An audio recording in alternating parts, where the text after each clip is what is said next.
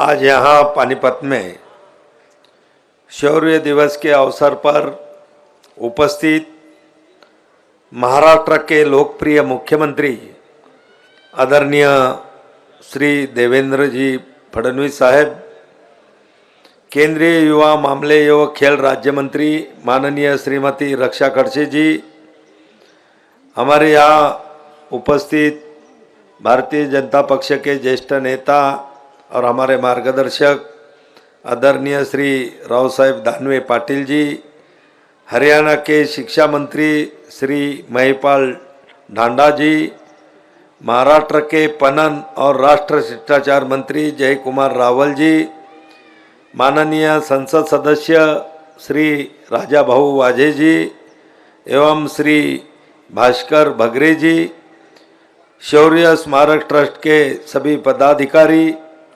सामान्य अतिगण, देवी और सज्जनों, आज यहाँ हम 14 जनवरी का मकर संक्रांति के दिन पानीपत शौर्य दिवस के पावन अवसर पर एकत्रित हुए हैं, जहाँ हम उन वीरों और योद्धाओं को याद करते हैं जिन्होंने अपनी मातृभूमि की रक्षा के लिए अपने प्राणों की आहुति दी। शौर्य फाउंडेशन पानीपत का कार्य बहुत ही सराहनीय है, ऐतिहासिक है। यह फाउंडेशन पानीपत की शौर्य गाथा और पानीपत के युद्धों में योगदान देने वाले वीरों के वीरता को याद करने और सम्मानित करने के लिए काम करता है।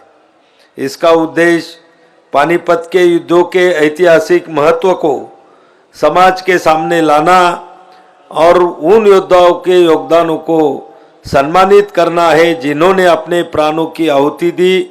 शौर्य फाउंडेशन का कार्य बहुत ही प्रेरणादायक और सराहनीय है। पानीपत की लड़ाइयाँ हमारे इतिहास की अभिन्न हिस्सा है, जो हमें हमारी वीरता, बलिदान और संघर्ष की अनमोल धरोहर से अवगत कराती है।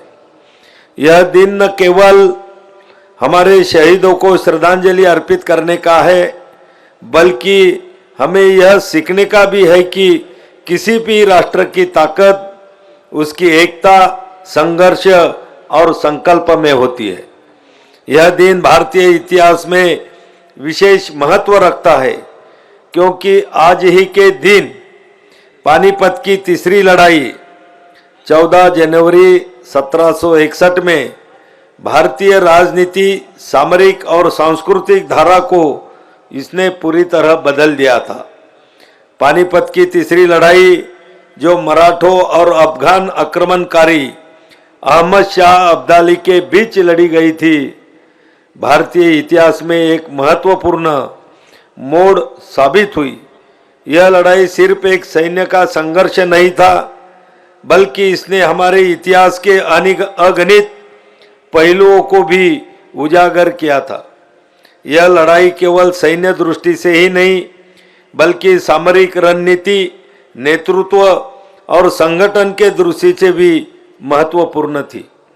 मराठा सेना के सेनापति रघुनाथ राव और उनकी सेना ने अद्वितीय साहस का इस लड़ाई में परिचय दिया था। इस युद्ध में भारत को यह सिखाया कि हम अपनी एकता के ताकत पाते हैं। हमें एकजुट होकर ही अपने देश की सुरक्षा और सम्मान को बनाए रखना है।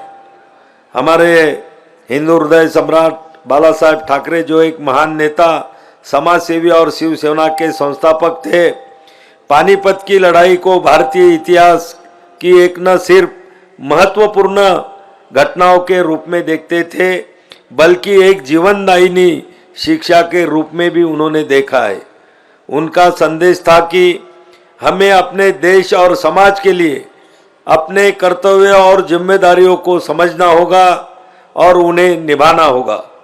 पानीपत की लड़ाइयाँ हमें यह सिखाती है कि संघर्ष कभी व्यर्थ नहीं जाता, और यदि हमारा उद्देश्य सही है तो हम किसी भी कठिनाई को पार कर सकते हैं। उनका कहना था कि पानीपत की लड़ाई का संदेश एकदम साफ है। जब भी राष्ट्र को खतरा हो, हमें एकजुट होकर उसका सामना करना होगा। आज हम अपनी सीमाओं को सुरक्षा के लिए कई चुनौतियों का सामना कर रहे हैं, चाहे वो सीमा पर उत्पन्न वाले विवाद हो या आंतरिक सुरक्षा की समस्याएं हो। हमें पानीपत की लड़ाई से यह सीखना चाहिए कि एकता और संघर्ष के माध्यम से ही हम अपने देश को सुरक्षित और समृद्ध बना सकते हैं। जैसे उस समय विभिन्न साम्राज्यों और ताकतें अपनी राजनीतिक स्थिति को सुदृढ़ करने के लिए संघर्ष करती थी, वैसे ही आज भी हमारे राजनीतिक परिदृश्य में कई चुनौतियां हैं, लेकिन हमें यह समझना होगा कि राजनीति में स्थिरता, सामूहिक सोच और साझा हितों पर ध्यान केंद्रित करके ही हम देश के प्रगति की ओर ले जा सकते हैं। हमारे समाज में आज भी कई प्रकार की चुनौतियां हैं, चाहे वो सांप्रदायिक तनाव हो या सामाजिक असमानताएं हो। पानीपत की लड़ाई ने हमें यह सिखाया है कि जब हम एकजुट होते हैं तो कोई भी शक्ति हमें विभाजित नहीं कर सकती।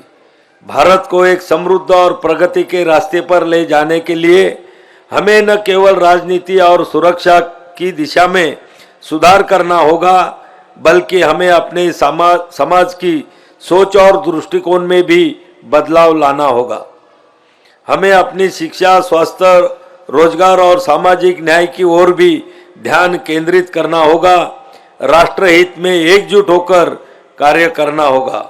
इस पावन अवसर पर महाराष्ट्र सरकार भी शैक्षणिक कार्यक्रम के माध्यम से पानीपत की लड़ाई और महाराष्ट्र साम्राज्य के योगदान के बारे में युवाओं में जागरूकता फैलाने का प्रयास करती आ रही है।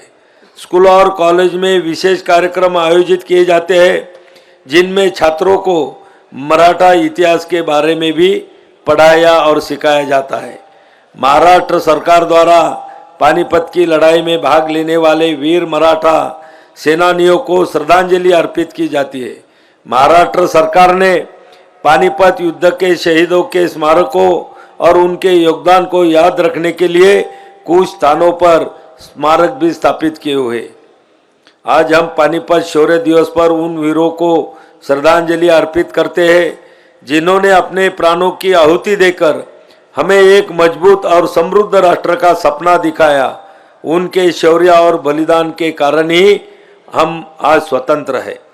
यह हमारी जिम्मेदारी है कि हम अपने राष्ट्र को आत्मनिर्भर बनाएं, इसके लिए हर संभव प्रयास करें और देश के लिए अपने कर्तव्य का निर्वहन पूरी निष्ठा से करें। आज हम सभी यहाँ एकत्रित हुए हैं ताकि हमारे वीर सैनिकों के साहस और बलिदान को सलाम करें। मैं धन्यवाद करता हूँ शौर्य फाउंडेशन को, जिन्होंने आज यहाँ उपस्थित होने का पावन अवसर मुझे प्रदान किया।